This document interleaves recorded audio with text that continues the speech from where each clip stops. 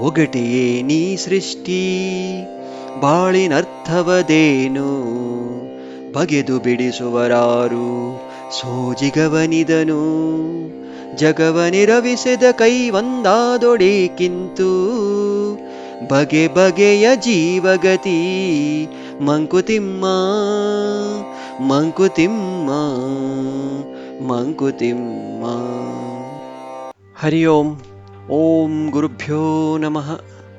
ಎಲ್ಲ ಸಜ್ಜನರಿಗೆ ನಮಸ್ಕಾರ. ಕಗ್ಗದಲ್ಲಿನ ಪ್ರಶ್ನೆಗಳ ಮಾಲೆಯನ್ನು ವಿವರವಾಗಿ ಅನ್ವೇಷಿಸುವ ನಮ್ಮ ಈ ಪ್ರಯಾಣವನ್ನು ಮುಂದುವರಿಸೋಣ. ಸರಿಯಾದ ಪ್ರಶ್ನೆಗಳನ್ನು ಕೇಳುವುದರಿಂದ ಮಾತ್ರ ನಾವು ಯಾವುದೇ ಜ್ಞಾನವನ್ನು ಪಡೆಯಬಹುದು. ಈ ಪ್ರಶ್ನೆಗಳನ್ನು ಚೆನ್ನಾಗಿ ಅರ್ಥ ಮಾಡಿಕೊಳ್ಳಲು ನಾವು ಭಗವಂತನನ್ನು ಹಾಗೂ ಮಾನ್ಯ ಗುಂಡಪ್ಪನವರಿಗೆ ನಮಸ್ಕರಿಸೋಣ ಮತ್ತು ಅವರ ಆಶೀರ್ವಾದವನ್ನು ಪಡೆಯೋಣ. ಕಗ್ಗದಲ್ಲಿ ಕೇಳಲಾದ ಪ್ರಶ್ನೆಗಳ ಪರಿಚಯಕ್ಕಾಗಿ ನೀವು ಮೇಲಿನ ಲಿಂಕ್ನಲ್ಲಿ ಹಿಂದಿನ ವಿಡಿಯೋವನ್ನು ವೀಕ್ಷಿಸಬಹುದು. ಈ ಕಗ್ಗವು ಏನು ಜೀವನದರ್ಥ ಎಂಬ ವಿಭಾಗದಲ್ಲಿದೆ. ಈ ಕಗ್ಗದಲ್ಲಿ ಮಾನ್ಯ ಡಿವಿಜಿಯವರು ಜಗತ್ತು ಎಂಬ ವಿಷಯಕ್ಕೆ ಹಿಂತಿರುಗಿ ಬಂದು ಒಗಟೆಯೇ ನೀ ಸೃಷ್ಟಿ ಎಂದು ಕೇಳುತ್ತಾ ಆರಂಭಿಸುತ್ತಾರೆ. ಈ ಸೃಷ್ಟಿಯು ಒಗಟೆ ಅಥವಾ ನಿಗೂಢವೇ? ಭಗವಂತನ ಸೃಜನಶೀಲ ಶಕ್ತಿಯು ಅಥವಾ ಕ್ರಿಯೇಟಿವ್ ಎನರ್ಜಿಯು ಈ ಸೃಷ್ಟಿ ಅಥವಾ ಜಗತ್ತಿನ ರೂಪದಲ್ಲಿ ಪ್ರಕಟವಾಗಿದೆ. ಈ ಶಕ್ತಿಯು ನಮ್ಮನ್ನು ಪೋಷಿಸುತ್ತದೆ ಮತ್ತು ಜೀವನವನ್ನು ಸಾಧ್ಯಗೊಳಿಸುತ್ತದೆ. ಆದ್ದರಿಂದ ಅವಳು ನಮ್ಮ ತಾಯಿ. ಅವಳ ಒಂದು ಪ್ರಾಥಮಿಕ ರೂಪದಲ್ಲಿ ಅವಳು ಭೂದೇವಿ ಅಥವಾ ನಮ್ಮ ಭೂಮಿ ತಾಯಿ ಆಗಿದ್ದಾಳೆ. ಆಕೆಯನ್ನು ವಸುಧೆ ಅಥವಾ ಪೃಥ್ವಿ ಎಂದು ಕೂಡ ಕರೆಯುತ್ತಾರೆ. ನಾವು ನಮ್ಮ ಮನೆ ಎಂದು ಕರೆಯಬಹುದಾದ ಏಕೈಕ ಸ್ಥಳ. ಶ್ರೀ ಡಿವಿಜಿಯವರು ಮುಂದೆ ಕೇಳ್ತಾರೆ, ಬಾಳಿನರ್ಥವದೇನು? ಈ ಜೀವನದ ಅರ್ಥವೇನು? ಹಿಂದಿನ ಕಗ್ಗದಲ್ಲಿ ಡಿವಿಜಿಯವರು ಈ ಜೀವನದ ಪ್ರಾರಂಭ ಮತ್ತು ಅಂತ್ಯದ ಬಗ್ಗೆ ಕೇಳಿದ್ದರು. ಹುಟ್ಟು ಮತ್ತು ಸಾವು ಏನೆಂದು ಕೇಳಿದರು. ಇಲ್ಲಿ ಅವರು ಕೇಳ್ತಾರೆ, ಈ ಜೀವನವೇ ಏನು ಅಂತ. ಇದರ ಅರ್ಥ ಅಥವಾ ಉದ್ದೇಶವೇನು? ಈ ವಿಷಯವನ್ನು ಸ್ವಲ್ಪ ಸಮಯದ ನಂತರ ನೋಡೋಣ. ಡಿವಿಜಿಯವರು ಮುಂದೆ ಕೇಳ್ತಾರೆ, ಬಗೆದು ಬಿಡಿಸುವರಾರು ಸೋಜಿಗವನಿದನು. ಸೃಷ್ಟಿಯ ಈ ಮಹಾವಿಸ್ಮಯ ಅಥವಾ ರಹಸ್ಯವನ್ನು ನಮಗೆ ಯಾರು ಬಿಚ್ಚಿಡುತ್ತಾರೆ ಅಂತ. ಮಾನ್ಯ ಡಿವಿಜಿಯವರು ಈ ಸೃಷ್ಟಿಯನ್ನು ಸೋಜಿಗ ಅಥವಾ ಮಹಾವಿಸ್ಮಯ ಮತ್ತು ನಿಗೂಢ ಎಂದು ಏಕೆ ಕರೆಯುತ್ತಾರೆ? ಈ ಪ್ರಶ್ನೆಯನ್ನು ಅರ್ಥ ಮಾಡಿಕೊಳ್ಳಲು ನಾವು ಜೀವನದ ಕೆಲವು ಮೂಲಭೂತ ಸಂಗತಿಗಳು ಅಥವಾ ಬೇಸಿಕ್ ಫ್ಯಾಕ್ಟ್ಸ್ ಆಫ್ ಲೈಫ್ ಬಗ್ಗೆ ಯೋಚಿಸಬೇಕಾಗುತ್ತದೆ. ಈ ಸಂಗತಿಗಳ ಬಗ್ಗೆ ಯೋಚಿಸಲು ನಮಗೆ ಶಾಸ್ತ್ರಜ್ಞಾನ ಅಥವಾ ಧರ್ಮಗ್ರಂಥಗಳ ಜ್ಞಾನದ ಅಗತ್ಯವಿಲ್ಲ. ನನ್ನ ಗುರುಗಳಾದ ಸ್ವಾಮಿ ಅಪರಾಜಿತಾನಂದವರು ಇದನ್ನು ಚೆನ್ನಾಗಿ ವಿವರಿಸುತ್ತಾರೆ. ಈ ಭೂಮಿಯ ಮೇಲೆ ಜೀವನವು ಅಸ್ತಿತ್ವದಲ್ಲಿರಲು ಕಾರಣವಾದ ಎಷ್ಟು ಅಂಶಗಳು ಅಥವಾ ಫ್ಯಾಕ್ಟರ್ಸ್ ಬಗ್ಗೆ ನಮಗೆ ತಿಳಿದಿವೆ. ನಾವು ಈ ಅಂಶಗಳನ್ನು ಪಟ್ಟಿ ಮಾಡಲು ಪ್ರಾರಂಭಿಸೋಣ. ಭೂಮಿಯು ಸರಿಯಾದ ತಾಪಮಾನದಲ್ಲಿರಬೇಕು ಅಥವಾ ಸೂರ್ಯನಿಂದ ಸರಿಯಾದ ದೂರದಲ್ಲಿರಬೇಕು. ನಾವು ಸೂರ್ಯನಿಗೆ ಸ್ವಲ್ಪ ಸಮೀಪದಲ್ಲಿದ್ದರೆ ನಾವು ಸುಟ್ಟು ಸಾಯುತ್ತೇವೆ, ಅಥವಾ ನಾವು ಸೂರ್ಯನಿಂದ ಸ್ವಲ್ಪ ಅಧಿಕ ದೂರದಲ್ಲಿದ್ದರೆ ಸಾವಿಗೆ ಹಿಮಗಟ್ಟಿಸುತ್ತೇವೆ. ನಾವು ಬದುಕಲು ಗಾಳಿಯಲ್ಲಿ ಸರಿಯಾದ ಪ್ರಮಾಣದಲ್ಲಿ ಆಕ್ಸಿಜನ್ ಇರಬೇಕು. ನಮ್ಮ ಭೂಮಿಯನ್ನು ನೀಲಿ ಗ್ರಹ ಅಥವಾ ಬ್ಲೂ ಪ್ಲಾನೆಟ್ ಎಂದು ಕರೆಯುತ್ತಾರೆ. ಬಾಹ್ಯಾಕಾಶದಿಂದ ತೆಗೆದ ಫೋಟೋಗಳಲ್ಲಿ ನಮ್ಮ ಭೂಗೋಳವನ್ನು ಅವಲೋಕಿಸಿದರೆ ಭೂಮಿಗಿಂತ ಹೆಚ್ಚು ನೀರನ್ನು ಹೊಂದಿದೆ ಎಂದು ನಾವು ನೋಡುತ್ತೇವೆ. ಆದರೆ ಭೂಗೋಳಿನ ಮೇಲಿನ ನೀರಿನ 99% ಹೆಚ್ಚು ಸಂಖ್ಯೆ ಮಾನವರು ಮತ್ತು ಇತರ ಅನೇಕ ಜೀವಿಗಳಿಂದ ಬಳಸಲಾಗುವುದಿಲ್ಲ, ಏಕೆಂದರೆ ಅದು ಸಿಹಿ ನೀರಲ್ಲ. ಇಷ್ಟು ದೊಡ್ಡ ಪ್ರಮಾಣದ ಜೀವಿಗಳು ಉಳಿದ ಕೇವಲ 1% ರಷ್ಟಿರುವ ಸಿಹಿ ನೀರಿನಲ್ಲೇ ಬದುಕುತ್ತಿರುವುದು ಒಂದು ಅದ್ಭುತ ವಿಷಯವಲ್ಲವೇ? ನಮ್ಮ ಶಾಲೆಯಲ್ಲಿ ಹಿಂದೆ ಕಲಿತಿರುವಂತೆ ಈ ಭೂಗೋಳಿನ ಜಲಚಕ್ರವನ್ನು ನಾವು ಮುಂದೆ ನೋಡೋಣ. ಸೂರ್ಯನ ಶಾಖದಿಂದ ಸಾಗರಗಳ ನೀರು ಆವಿಯಾಗುತ್ತದೆ. ಈ ನೀರಿನ ಆವಿಯು ಕೂಡಿ ಮೋಡಗಳನ್ನು ರೂಪಿಸುತ್ತದೆ. ನಂತರ ಈ ಮೋಡಗಳು ಗಾಳಿಯಿಂದ ಭೂಮಿಯ ಕಡೆಗೆ ಒಯ್ಯಲ್ಪಡುತ್ತವೆ. ಅಂತಿಮವಾಗಿ ಈ ಮೋಡಗಳು ಮಳೆಯ ನೀರಾಗಿ ನಮ್ಮ ನದಿಗಳು ಮತ್ತು ಇತರ ಅಂತರ್ಜಲ ಮೂಲಗಳನ್ನು ತುಂಬುತ್ತವೆ. ಈ ನೀರು ನಮಗೆ ಕುಡಿಯಲು ಮತ್ತು ಬದುಕಲು ಕಾರಣವಾಗುತ್ತದೆ. ಈ ಜಲಚಕ್ರದ ಕೆಲಸವನ್ನು ಮನುಷ್ಯರಿಗೆ ನೀಡಲು ಸಾಧ್ಯವಾದರೆ ಏನಾಗಬಹುದು? ಭಾವಿಸಿಕೊಳ್ಳಿ, ನಮ್ಮ ಸರ್ಕಾರಕ್ಕೆ ಇದನ್ನು ಕೊಟ್ಬಿಟ್ಟು, ತಗೊಳ್ರಪ್ಪ, ಈ ಜಲಚಕ್ರದ ಕೆಲಸವನ್ನು ನೀವು ಒಂದಿಷ್ಟು ತಿಂಗಳು ನೋಡ್ಕೊಳ್ಳಿ, ನಾನು ಸ್ವಲ್ಪ ಆರಾಮಾಗಿರ್ತೀನಿ ಎಂದು ಭಗವಂತ ಹೇಳಿದರೆ ಆಗ ನಮ್ಮೆಲ್ಲರ ಗತಿ ಏನಾಗ್ತಿತ್ತು? ವರ್ಷದಿಂದ ವರ್ಷಕ್ಕೆ ಈ ಜಲಚಕ್ರವು ಹೀಗೇ ತಾನಾಗೆ ಪರಿಪೂರ್ಣವಾಗಿ ನಡೆಯುತ್ತಿರುವುದು ಒಂದು ಅದ್ಭುತ ಮತ್ತು ವಿಸ್ಮಯಕರವಾದ ವಿಷಯವಲ್ಲವೇ? ವಿಜ್ಞಾನವು ಪ್ರಕೃತಿಯ ಈ ಅದ್ಭುತಗಳನ್ನು ಕಂಡುಹಿಡಿಯಬಹುದು ಮತ್ತು ನಂತರ ಅದಕ್ಕೆ ಒಂದು ಹೆಸರನ್ನು ನೀಡಬಹುದು ಅಷ್ಟೆ. ಆದರೆ ಇವೆಲ್ಲವನ್ನೂ ಸೃಷ್ಟಿಸಿದವನು ಮತ್ತು ಪರಿಪೂರ್ಣವಾಗಿ ನಿಯಂತ್ರಿಸುವವನು ಯಾರು? ಇದು ದೊಡ್ಡ ವಿಸ್ಮಯವಲ್ಲವೇ?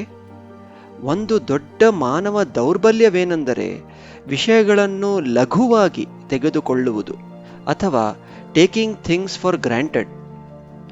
ಏನಾದರೂ ಒಳ್ಳೆಯ ರೀತಿಯಲ್ಲಿ ನಡೆಯುತ್ತಿರುವಾಗ ನಾವು ಅದನ್ನು ಗೌರವಿಸುವುದಿಲ್ಲ ಅಥವಾ ಅದನ್ನು ಅಂಗೀಕರಿಸುವುದೂ ಇಲ್ಲ.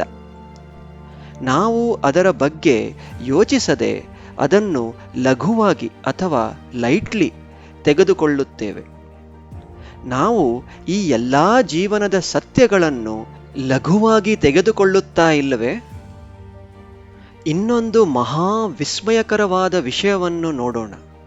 ಹಗಲು ಮತ್ತು ರಾತ್ರಿಯ ಚಕ್ರವು ಪರಿಪೂರ್ಣವಾಗಿ ಸಂಭವಿಸಲು ಭೂಮಿಯು ಸರಿಯಾದ ವೇಗದಲ್ಲಿ ತಿರುಗಬೇಕು. ಅದು ಸರಿಯಾದ ವೇಗದಲ್ಲಿ ತಿರುಗದಿದ್ದರೆ ಭೂಮಿಯ ಒಂದು ಬದಿಯು ಅಥವಾ ಭಾಗವು ಸೂರ್ಯನ ಕಿರಣಗಳನ್ನು ಸ್ವೀಕರಿಸುವುದಿಲ್ಲ ಮತ್ತು ಆದ್ದರಿಂದ ಅಲ್ಲಿ ಯಾವುದೇ ಜೀವನವು ಸಾಧ್ಯವಾಗುವುದಿಲ್ಲ.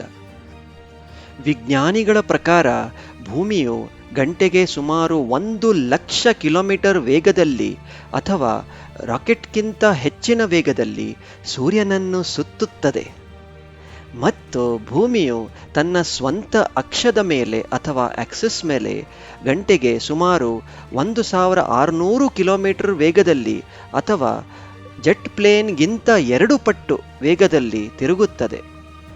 ಆದರೆ ಆಗಲೂ ನಾವು ಇದನ್ನು ಎಂದಿಗೂ ಅರಿತುಕೊಳ್ಳುವುದಿಲ್ಲ ಅಥವಾ ನಮಗಿದು ಗೋಚರವಾಗುವುದಿಲ್ಲ ಮತ್ತು ದಿನನಿತ್ಯದ ನಮ್ಮ ಜೀವನವನ್ನು ನಾವು ಸಾಮಾನ್ಯ ರೀತಿಯಲ್ಲಿ ನಡೆಸಿಕೊಂಡು ಹೋಗ್ತೀವಿ. ಈ ಭೂಮಿಯು ನಿರಂತರವಾಗಿ ಈ ಅತ್ಯಂತ ವೇಗದಲ್ಲಿ ತಿರುಗಿ ಸಾಗುತ್ತಿದ್ದರೂ ಸಹ ನಮ್ಮ ನದಿಗಳು ತನ್ನ ಮೂಲದಿಂದ ಸಾಗರಗಳ ಕಡೆಗೆ ಯಾವುದೇ ಅಡಚಣವಿಲ್ಲದೆ ಸರಾಗವಾಗಿ ಹರಿಯುತ್ತಿರುವುದು ಒಂದು ಮಹಾ ವಿಸ್ಮಯವಲ್ಲವೇ? ಭಗವದ್ಗೀತೆಯನ್ನು ಕಲಿಸುವ ನನ್ನ ಗುರುಗಳು ಇದಕ್ಕೊಂದು ಉತ್ತಮ ಉದಾಹರಣೆಯನ್ನು ನೀಡುತ್ತಾರೆ. ಕೇವಲ 1 ಲೋಟ ನೀರನ್ನು ಹಿಡಿದುಕೊಳ್ಳಿ ಮತ್ತು ಅದನ್ನು ಸ್ವಲ್ಪ ವೇಗದಲ್ಲಿ ತಿರುಗಿಸಲು ಪ್ರಯತ್ನಿಸಿ. ಏನಾಗುತ್ತದೆ? ನಮ್ಮ ಸುತ್ತಮುತ್ತ ಎಲ್ಲೆಂದರಲ್ಲಿ ನೀರು ಬೀಳುತ್ತದೆ ಅಲ್ವೇ?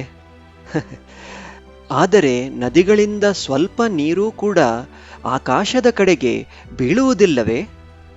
ನಮಗಾಗಿ ಜೀವನ ಅಸ್ತಿತ್ವದಲ್ಲಿರಲು ಎಲ್ಲವೂ ಇಲ್ಲಿಯೇ ಉಳಿದಿದೆ. ನದಿಯಲ್ಲಿ ಸರಾಗವಾಗಿ ಹರಿಯುವ ಈ ನೀರನ್ನು ಹಿಡಿದಿಟ್ಟುಕೊಳ್ಳುವುದು ಯಾವುದು? ಇದು ದೊಡ್ಡ ವಿಸ್ಮಯವಲ್ಲವೇ? ಇದು ನಾವು ಲಘುವಾಗಿ ತೆಗೆದುಕೊಂಡಿರುವ ವಿಷಯವಲ್ಲವೇ? ನಾನು ಇದನ್ನು ಮತ್ತೆ ಏಕೆ ಪುನರಾವರ್ತಿಸುತ್ತಿದ್ದೇನೆಂದರೆ ನಾವು ಇಂತಹ ಹಲವಾರು ವಿಷಯಗಳನ್ನು ಲಘುವಾಗಿ ತೆಗೆದುಕೊಂಡಿದ್ದೇವೆ ಅಥವಾ have taken things for granted. ನಾನು ವಿಡಿಯೋ ವಿವರಣೆಯಲ್ಲಿ ಕೆಲವು ಸಂಬಂಧಿತ ಲಿಂಕ್ಗಳನ್ನು ಸೇರಿಸಿದ್ದೇನೆ. ಜೀವನದ ಈ ಅದ್ಭುತಗಳ ಕುರಿತು ಇನ್ನಷ್ಟು ಅಧ್ಯಯನ ಮಾಡಲು ನೀವು ಆಸಕ್ತಿ ಹೊಂದಿದ್ದರೆ ಅದನ್ನು ನೋಡಬಹುದು. ಈಗ ನಾವು ವ್ಯಷ್ಟಿ ಅಥವಾ ವ್ಯಕ್ತಿಯ ದೃಷ್ಟಿಕೋನದಿಂದ ನೋಡೋಣ.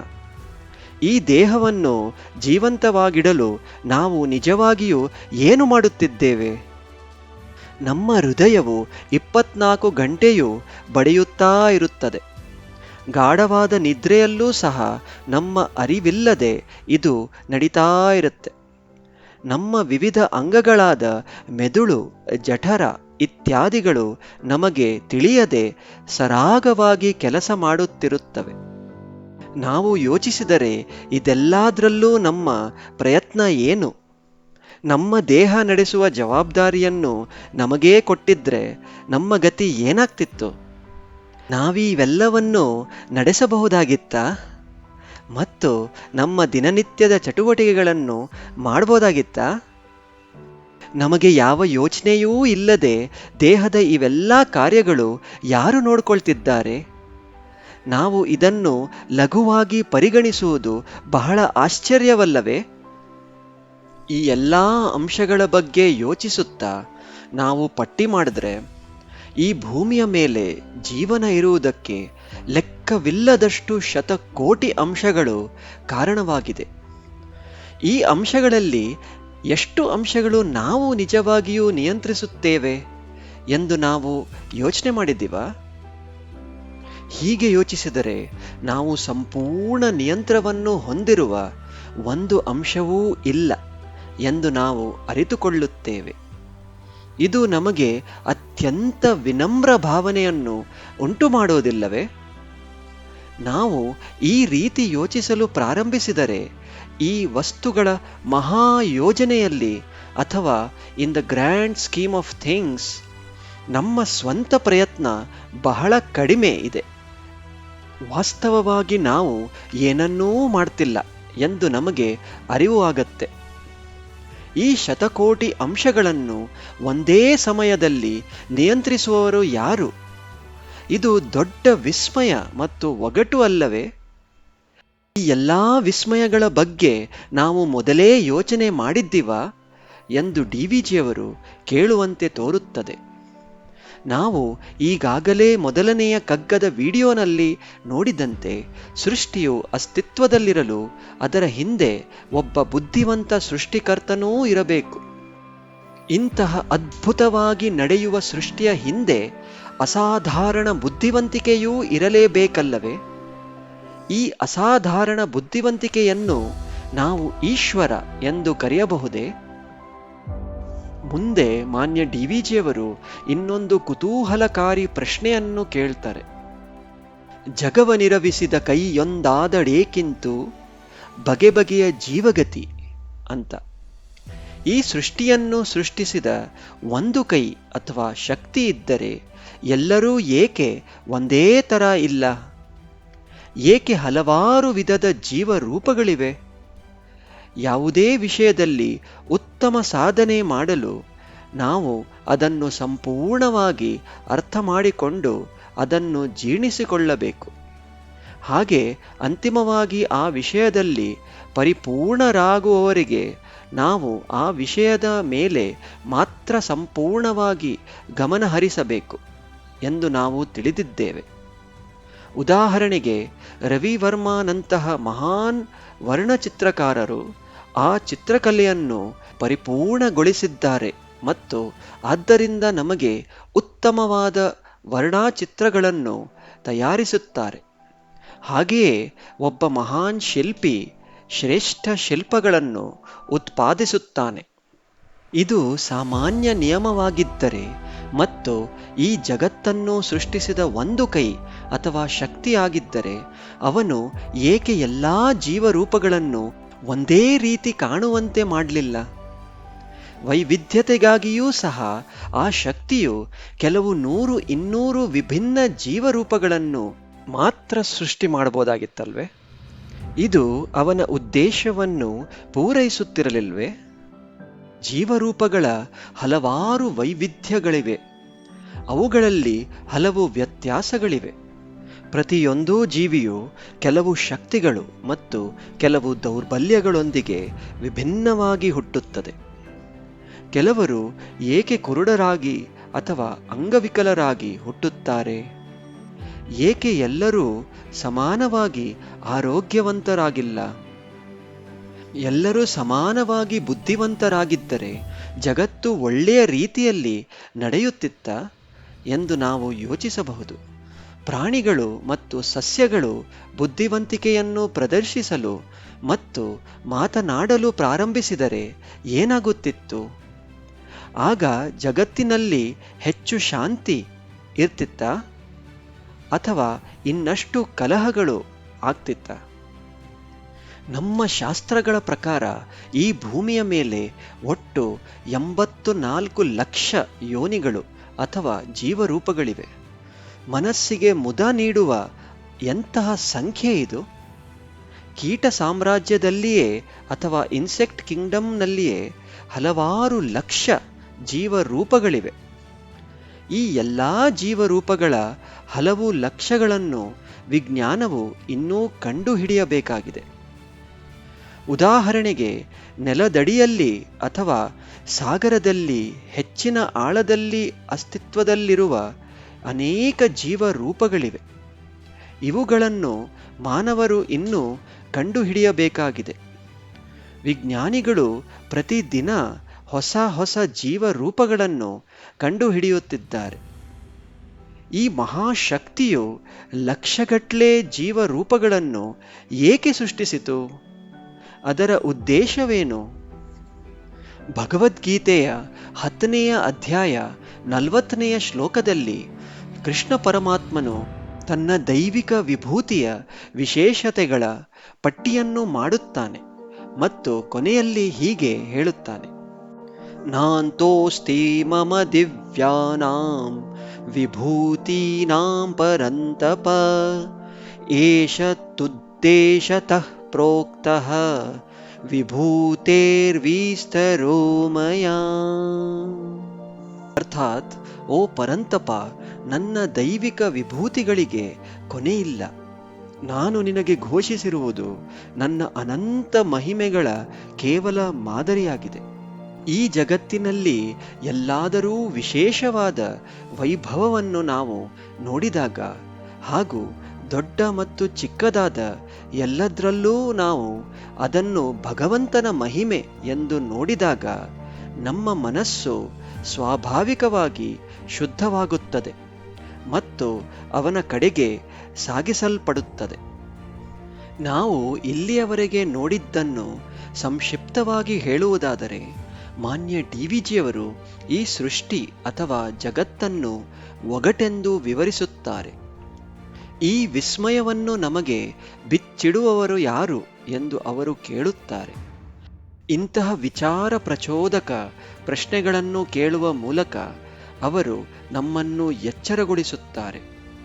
ನಮ್ಮ ಸುತ್ತಲಿನ ಪ್ರಪಂಚದ ಅದ್ಭುತ ಸಂಗತಿಗಳ ಬಗ್ಗೆ ಯೋಚಿಸಲು ಪ್ರೇರಿಸುತ್ತಾರೆ. ವಿಷಯಗಳನ್ನು ಲಘುವಾಗಿ ತೆಗೆದುಕೊಳ್ಳುವುದು ಅಥವಾ ಟೇಕಿಂಗ್ ಥಿಂಗ್ಸ್ ಫಾರ್ ಗ್ರಾಂಟೆಡ್ ಮಾನವನ ದೊಡ್ಡ ದೌರ್ಬಲ್ಯಗಳಲ್ಲಿ ಒಂದಾಗಿದೆ ಎಂದು ನಾವು ನೋಡಿದ್ದೇವೆ. ಜೀವನದ ಈ ಎಲ್ಲ ಅದ್ಭುತಗಳನ್ನು ನಾವು ದೀರ್ಘಕಾಲದವರೆಗೆ ಲಘುವಾಗಿ ತೆಗೆದುಕೊಂಡಂತೆ ತೋರುತ್ತದೆ. ನಾವು ಈ ಸತ್ಯಗಳ ಬಗ್ಗೆ ನಿಜವಾಗಿಯೂ ಯೋಚಿಸಲು ಪ್ರಾರಂಭಿಸಿದರೆ ಅದು ನಮ್ಮನ್ನು ಅತ್ಯಂತ ವಿನಮ್ರಗೊಳಿಸುತ್ತದೆ. ಇದು ಆಧ್ಯಾತ್ಮಿಕತೆಯ ಹಾದಿಯಲ್ಲಿ ಸಾಧಕನಿಗೆ ಮೊದಲ ಹೆಜ್ಜೆಯಾಗಿದೆ. ನಾವು ವಾಸ್ತವವಾಗಿ ಏನೂ ಅಲ್ಲ ಮತ್ತು ಈ ಸೃಷ್ಟಿಯ ಹಿಂದೆ ಕೆಲಸ ಮಾಡುವ ಒಂದು ಅಸಾಧಾರಣ ಬುದ್ಧಿವಂತಿಕೆಯೂ ಇರಬೇಕು ಎಂದು ನಾವು ಅರ್ಥ ಮಾಡಿಕೊಂಡಿದ್ದೀವಿ. ನಾವು ಈಗಾಗಲೇ 3ನೆಯ ಕಗ್ಗದ ವಿಡಿಯೋದಲ್ಲಿ ನೋಡಿರುವಂತೆ ಅಲ್ಲಿ ಡಿವಿಜಿಯವರು ಹೇಳಿದ್ದರು, ನಿಜ ಮಹಿಮೆಯಂ ಜಗವಾಗಿ ಜೀವ ವೇಷದಲ್ಲಿ. ಈಶ್ವರನೇ ಈ ಜಗತ್ತಾಗಿ ಮತ್ತು ಎಲ್ಲ ವಿಭಿನ್ನ ಜೀವಗಳಾಗಿ ಪ್ರಕಟಗೊಂಡಿದ್ದಾನೆ. ಎಲ್ಲವನ್ನೂ ಅವನು ಸಂಪೂರ್ಣವಾಗಿ ನೋಡಿಕೊಳ್ಳುತ್ತಿದ್ದಾನೆ. ಈ ಪ್ರಶ್ನೆಗಳ ಮೂಲಕ ನಮ್ಮ ಮನಸ್ಸು ಮತ್ತು ಹೃದಯವನ್ನು ವಿಸ್ತರಿಸಲು ಪ್ರಯತ್ನಿಸೋಣ. ತಮ್ಮ ವಿದ್ಯಾರ್ಥಿಗಳ ಮೇಲೆ ಅಪರಿಮಿತವಾದ ಪ್ರೀತಿಯನ್ನು ಹೊಂದಿರುವ ಗುರುಗಳಂತೆ ಡಿವಿಜಿಯವರು ಈ ಎಲ್ಲ ಪ್ರಶ್ನೆಗಳಿಗೆ ಮುಂದೆ ಬರುವ ಕಗ್ಗದಲ್ಲಿ ನಮಗೆ ಉತ್ತರಗಳನ್ನು ನೀಡುತ್ತಾರೆ. ಓಂ ತತ್ಸತ್. ಸರ್ವಂ ಬ್ರಹ್ಮಮಯಂ ರೇ ರೇ ಸರ್ವಂ ಬ್ರಹ್ಮಮಯಂ ರೇ ರೇ ಸರ್ವಂ ಬ್ರಹ್ಮಮಯಂ